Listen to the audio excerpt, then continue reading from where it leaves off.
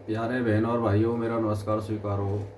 देखिए, आज हम आपके लिए बता रहे हैं कि आज्ञा चक्र क्या होता है। आज्ञा चक्र, यहाँ पर मेरी बिंदी लग रही है तिलक वाली, इसको आज्ञा चक्र बोलते हैं।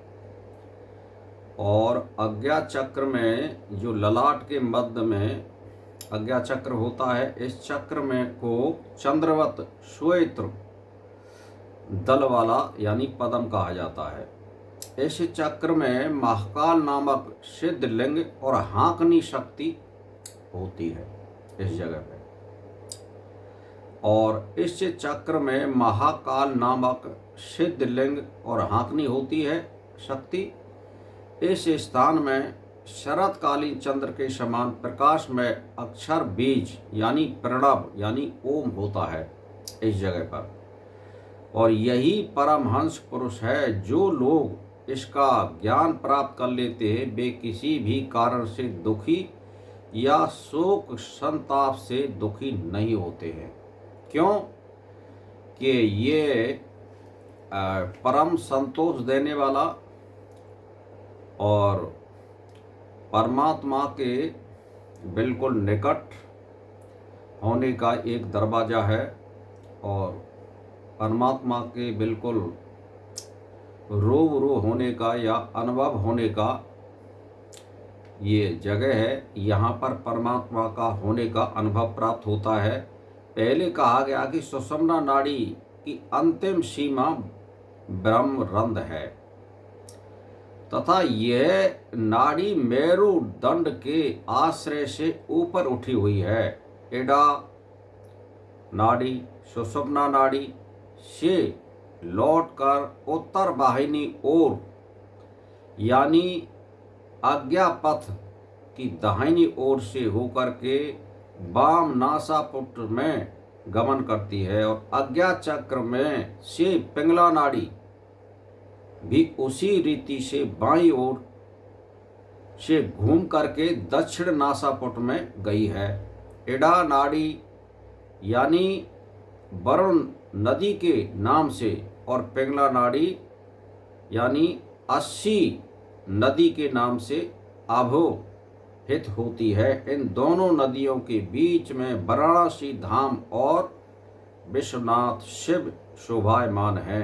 मतलब मेरा कहने का मतलब यह है कि योगी जन कहते हैं कि आज्ञा चक्र के ऊपर 3 पीठ स्थान हैं। इन तीनों पीठों का नाम है बिंदु पीठ, नाद पीठ और शक्ति पीठ। ये तीनों पीठ स्थान कपाल देश में रहते हैं। और शक्ति पीठ का अर्थ है ब्रह्म बीज यानी ओंकार। ओंकार के नीचे निराम लंबपुरी तथा उसके ऊपर षोडश दल युक्त सोम चक्र है। इसके नीचे एक गुप्त 60 दल ब्रह्म है, उसे ज्ञान चक्र कहते हैं। इसके एक दल से क्रमश रूप रस गंध स्पर्श शब्द और स्वपन ज्ञान उत्पन्न होते हैं।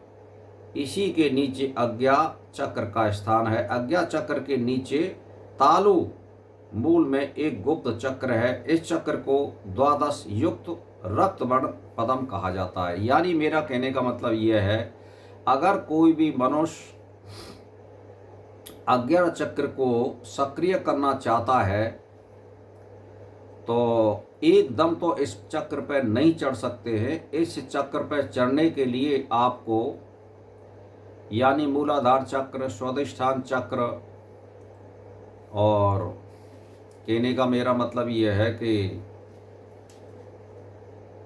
फिर इसमें जो 6 चक्र इसके नीचे के हैं उनको भी आपको ध्यान में करना पड़ेगा। नीचे से पहले मूलाधार को करिए आप, और मूलाधार से फिर आप जो है स्वाधिष्ठान चक्र में आइए, फिर नाभि चक्र में आइए, फिर छाती वाले विशुद्ध चक्र में से छाती वाला जो चक्र होता है उसका भी ध्यान करना पड़ेगा।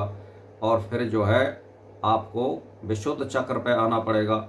इस तरह से जैसे जो मान के चलिए कि मूलाधार चक्र, स्वाधिष्ठान चक्र, मणिपुर चक्र, और फिर मतलब यह है कि विशुद्ध चक्र, फिर आज्ञा चक्र, एंड में सहस्रार चक्र यहाँ ऊपर आ जाता है। तो इस तरह से यानी 6-6 महीने का एक क्रम से मान के चलिए आप ध्यान करते हैं, और जिसका जो रंग होता है ये योग विधि है। इसको करना चाहिए और आत्मा को जागृत करना चाहिए। लेकिन कहने का मेरा मतलब ये है कि ये योग विधि है, योगियों के लिए है, और योगी सभी बात को जानते हैं। और लेकिन हमारे भारत की जो संस्कृति है ये नहीं है कि हम अपने बाहरी देवताओं को भूल जाएं।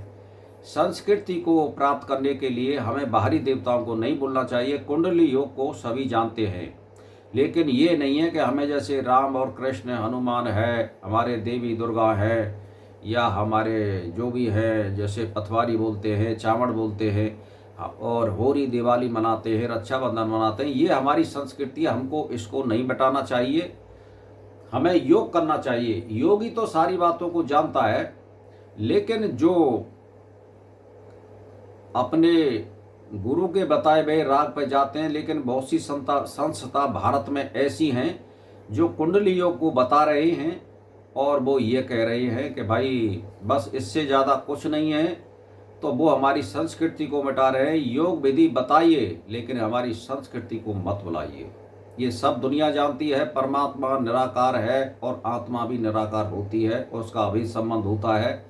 लेकिन हमें संस्कृति को अपनी को नहीं बुलाना चाहिए, हमें अपनी संस्कृति को बनाए रखना चाहिए। हमारे जितने भी ग्रंथ हैं उनमें जैसे होली मनाना, दीपावली मनाना, रक्षाबंधन मनाना, या मावस को जो है पितरों की पूजा करना, और पूर्णिमा को जो है मतलब चंद्रदेव की पूजा करना, सूर्योदय पर सूर्य देव की पूजा करना, ये हमारी संस्कृति है, सनातन धर्म है, इसको मिटाए नहीं जा सकता है।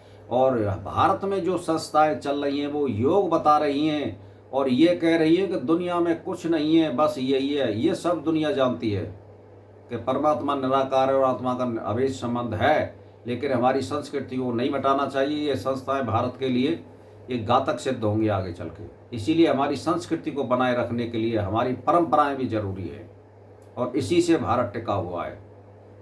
तो भाई और बहनों, मेरा इसी के साथ नमस्कार स्वीकार हो।